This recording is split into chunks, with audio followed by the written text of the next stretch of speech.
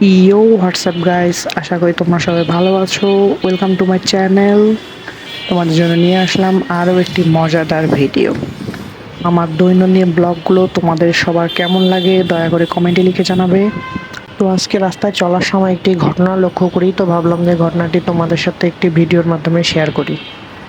তো উত্তর আধুনিক হাসপাতালের সামনে একটি মোড় আছে, সবাই জানো। ওই মোড়টি দিয়ে অনেক সময় গাড়ি আর কি ইউটার্ন নেয়। ওই মোড়টি দিয়ে আসলে একটি গাড়ি ইউটার্ন নিয়ে 27 নম্বর রোডের মাথায় এক পুলিশের কাছে আটক হয়। তো আটক হওয়ার পর ভাইয়াটির কাছে সকল কাগজপত্র থাকা সত্ত্বেও ভাইয়াটির প্রায় 1,500 টাকার মতো ফাইন হয়ে যায়।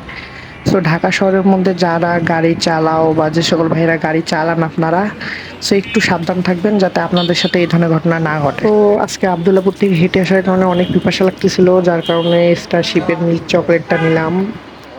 তো এটা আমার আর কি বেসিক্যালি খাইতে অনেক ভালো লাগে, যার কারণে এটা নেওয়া। তো আপনাদের সবার উদ্দেশ্যে একটাই কথা বলতে চাচ্ছি যে যারা বাইক চালান, ট্রাফিক রুল তো অবশ্যই সকলে মেনে চালান, কারণ অনেক সময় আমরা একটু শর্টকাট নিতে গিয়ে অনেক বেশি লস করে ফেলি।